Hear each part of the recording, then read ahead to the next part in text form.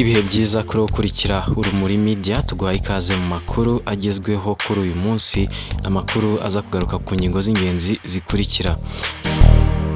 SADC yacyuye intwaro yifashishaga irwana na M23 izunyujije mu Rwanda. Karere ka Muhanga turabwira yuko umuyobozi ushinzwe amasomo akekwaho gusambanya abanyeshuri, ni mu gihe ibigo by'imikino y'amahirwe bigiye kujya byishyura umusoro wa 40%. Mu mikino turabwira yuko ikipe ya Paris Saint-Germain yatsindiye Arsenal ku kibuga cyayo cya Emirates Stadium.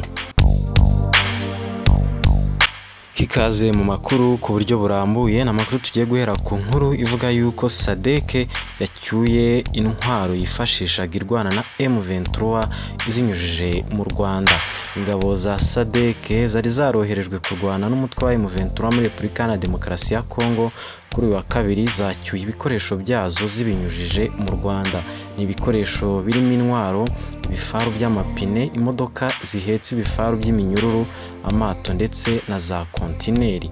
Kuri uyu wa kabiri ibi bikoresho byari mu karere ka Rubavu nyuma yo kwambutswa umupaka uhuza Goma na Gisenyi mbere yuko byerekezwa muri Tanzania. Polisi y'u Rwanda ndetse n'ingabo zarwo nibo babiherekeje. Teganyijwe ko nyuma yo gucyura ibikoresho hanataha abasirikare ba SADC. Mu mpera za 2023 nibwo SADC yari yohereje mu burasirazuba bwa Repubulika ya Demokarasi ya Kongo ingabo zo mu bihugu bya Afurika y'Epfo, Malawi na Tanzania mu rwego rwo gufasha ku rugamba FARDC yari ihanganye mu ntambara na M23. Izi ngabo zatashye nyuma yo gutsindirwa imirwano yasize M23 ifasha umujyi wa Goma mu ntangiriro z'uyu mwaka. SADC yafashe icyemezo cyo gucyura ingabo zayo nyuma y'uko abakuru b'ibihugu bigize uyu muryango bafashe icyemezo cyo gusesa ubutumwa ziriya ngabo zari zaroherejwemo.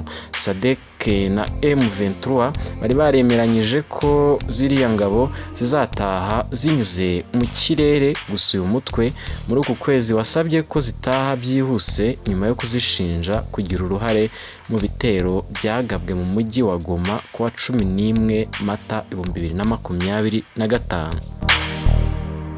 Dukomeje n'aya makuru kandi dukomereje mu burasirazuba nanone bwa Repubulika ya Demokarasi ya Kongo, tubabwire ko hari icyo Rwanda ruvuga ku ngabo za SADC zabaga i Goma zatangiye gutaha zirunyuzemo. Leta y'u Rwanda yemeje ko ingabo z'umuryango wa SADC zabaga mu mujyi wa Goma zatangiye gutaha zinyuze ku butaka bw'u Rwanda, igaragaza gutaha kwazo nk'intambwe nziza mu gushyigikira urugendo rwo gushakira amahoro Repubulika ya Demokarasi ya Kongo rugikomeje. Ku gicamunsi cyo kuri wa kabiri tariki 29 Mata 2025 nibwo ziriya ngabo zatangiye gucyura ibikoresho byazo zibinyujije ku butaka bw'u Rwanda. Ibikoresho bikaba birimo intwaro n'imodoka z'intambara byanyujijwe mu Rwanda byerekezwa mu gihugu cya Tanzania. Mu nzira bikaba byari biherekejwe na polisi ndetse n'ingabo z'u Rwanda. Biteganyijwe ko ibikoresho bigomba gukurikirwa n'ingabo zabaga mu mujyi wa Goma, nazo zigomba gutaha mu byiciro zinyuze mu Rwanda. Minisitiri w'Ububanyi n'Amahanga w'u Rwanda Ambasaderi Olivier Nduhungirehe yagaragaje ko kuba ziriya ngabo zo mu bihugu bya Afurika y'Epfo, Malawi na Tanzania zabaga muri Kongo biri mu byatumaga ikibazo cy'amakimbirane yo mu burasirazuba bw'iki gihugu gikomera. Yanditse ku rubuga rwe rwa X ati u Rwanda ruri gutanga inzira ndetse rukanaherekeza mu mahoro imodoka z'ingabo za SAMIDRC ziri kuva mu burasirazuba bwa Repubulika ya Demokarasi ya Kongo zerekeza muri Tanzania zinyuze mu Rwanda ndetse n'ibikoresho byazo. Kuba ingabo za SAMIDRC zari muri Repubulika ya Demokarasi ya Kongo buri gihe biri mu byakomezaga aya makimbirane, hanyuma gutangira gutaha kwazo uyu munsi biragaragaza intambwe nziza mu gushyigikira urugendo rw'amahoro rukomeje. Aya ni amagambo ya Ambasaderi Olivier Nduhungirehe. SADC yari yarohereje muri Kongo ingabo zayo mu mpera za 2023 kugira ngo zifashe iza kiriya gihugu mu ntambara zimaze imyaka irenga 3 zirwanamo n'umutwe wa M23. Izi ngabo zo mu muryango w'ubukungu wo mu bihugu byo mu majyepfo ya Afurika zagiye muri Kongo zihasimburiza umuryango wa Afurika y'Uburasirazuba EAC, zirukanwe na leta ya kiriya gihugu izihora kuba zaranze kurasana na M23. muri Mutarama uyu mwaka wa 2025 nibwo uriya mutwe watsindiye ziriya ngabo za SADC mu mirwano yasize abarwanyi bawo bigaruriye umujyi wa Goma, ndetse ibihugu birangajwe imbere na Afurika y'Epfo bipfusha abasirikare benshi. Byatumye umuryango w'ibihugu zikomokamo utangaza ko usheshe ubutumwa zari zaroherejwemo. Dukomeje n'aya makuru, reka tunyarukire mu karere ka Muhanga, nahakomeje kuvuga inkuru y'umuyobozi w'amasomo ukurikiranyweho gusambanya abanyeshuri. Muhanga, urwego rw'ubugenzacyaha RIB rwataye muri yombi umuyobozi ushinzwe amasomo muri GS Kabgayi B arakekwaho guhohotera abanyeshuri b'abakobwa yigisha. Mu gitondo cyo kuri uyu wa kabiri tariki 29 Mata ahagana saa 4 za mu gitondo nibwo Mitsindo Gaeta, umuyobozi w'amasomo mu rwunge rw'amashuri yisumbuye ya Kabgayi B yatawe muri yombi. Bamwe mu banyeshuri babwiye Umuseke dukesha inkuru ko uriya muyobozi yagiye akorera ihohoterwa rishingiye ku gitsina abanyeshuri batandukanye, harimo n'umwe wari waje kwimenyereza umwuga. Abatanze ubuhamya bavuga ko babimenyesheje inzego zikuriye ishuri kugeza ubwo uriya muyobozi ushinzwe amasomo yemeye ibyo ashinzwa ndetse asaba imbabazi abishyize mu nyandiko, ariko ntihakurikiranwa n'inzego z'ubugenzacyaha. Muri ubu buhamya abahohotewe bavuga ko hari abo yasambanyaga abandi akabasoma, ndetse hakaba bamwe akorakora gusa. Umwe yagize ati yatangiye kunkorakora arangundira aransoma ku ngufu, ndamwiyaka ndakaye, nasohotse meze nk'uwahahamutse. Uyu munyeshuri wemeza ibi avuga ko n'inyandiko uyu muyobozi yanditse amusaba imbabazi ku ihohotera yamukoreye ayifite, kandi ko yabimenyesheje inzego z'ubuyobozi bw'ishuri ndetse n'iza diyoseze ya Kabgayi, ariko zikaba zitarabibwiye RIB icyo gihe. Umuseke uvuga kandi ko ufite amakuru y'umunyeshuri w'umuhungu wigana n'abakobwa uriya muyobozi ngo yahoraga amusohora kugira ngo adakurikirana abanyeshuri bagenzi be ahohotera. Bamwe mu bakorana n'uyu muyobozi ushinzwe amasomo bavuga ko atahakana cyangwa ngo bemeze ibivugwa kuri we, kuko hari hashize igihe bihwihwiswa ko ahohotera abanyeshuri. Umwe yagize ati iminsi y'igisambo ni 40, uyu munsi yafashwe.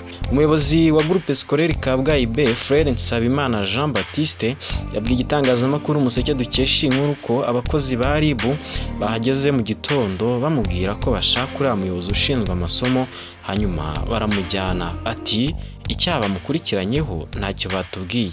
Nsabimana abajijwe ibijyanye n'imyitwarire y'uyu murezi yasubije ko nta kibazo asanganywe, gusa yabwiye umunyamakuru ko ibirenze ku byo avuze yamusanga ku ishuri bakabivuganaho. Umuvugizi w'urwego rw'igihugu rw'ubugenzacyaha RIB Dr Murangira Bitieri yabwiye ikinyamakuru Umuseke ko uriya muyobozi ushinzwe amasomo yatawe muri yombi.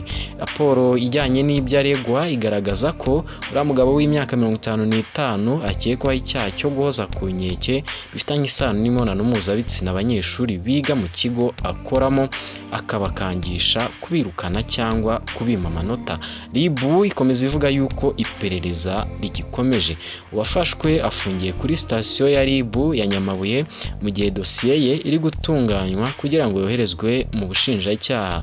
Amategeko ateganya ko uhamijwe n'urukiko kiriya cyaha ashobora guhanishwa igifungo kuva ku mwaka umwe ariko kitarenze imyaka 2 n'ihazabu y'amafaranga y'u Rwanda kuva ku 200 ariko atarenze 300.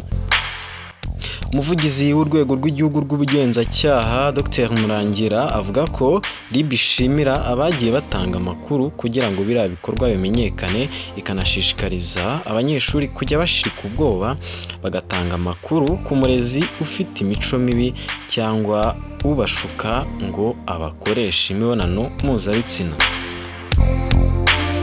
Reka dukomereze aya makuru mu nkuru ivuga yuko ibigo by'imikino y'amahirwe bigiye kujya byishyura umusoro ungana na 40%.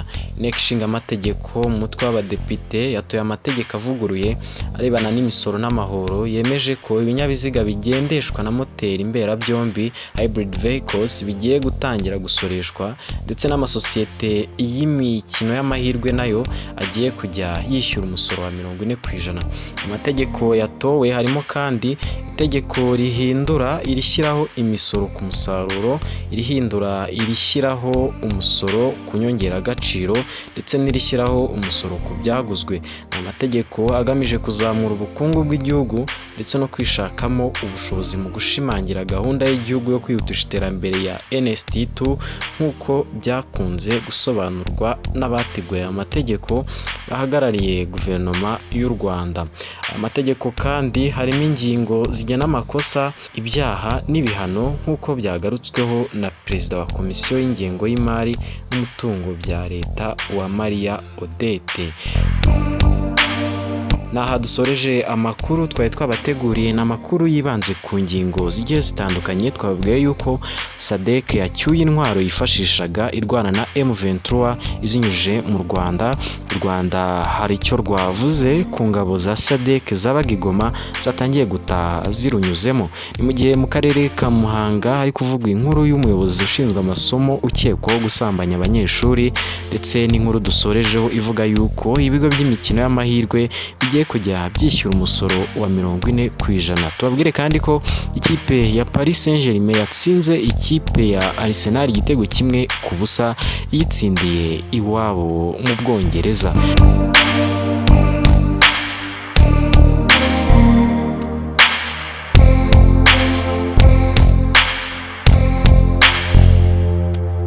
Impanuka ziterwa na gazi zidutwara abantu n'ibintu, nyamara kandi zishobora kwirindwa kuko abashishoza bayobotseho Home Gas Rwanda, kampani icuruza gazi yuzuye neza ikayigutwaza kinyamwuga mu buryo buyirinda impanuka aho waba utuye hose mu mujyi wa Kigali, ariko naba mu zindi ntara n'ejo tukabageraho. Igihe cyose umaze gukoresha gaze, genzura neza ko icupa rifunze neza ridahitisha. Nibiba ngombwa wiyambaza aba bahanga ba Home Gas Rwanda bakumira ikibazo kitaravuka. Kugura gazi muri Home Gas Rwanda ntibisaba gukubita amaguru, oya, isaha iyo ariyo yose wayikenera kandi akanyenyeri 939 urwego uhitemo kana handitse Home Gas Kigali City, bayikugezeho bwangu kandi nta transport wishyuye. Wana downloading application yitwa Home Gas Rwanda ukajya wigurira gaze na accessoires zose. Telefone 0788592929. Home Gas Rwanda ikugezaho gaze mu rugo iwawe.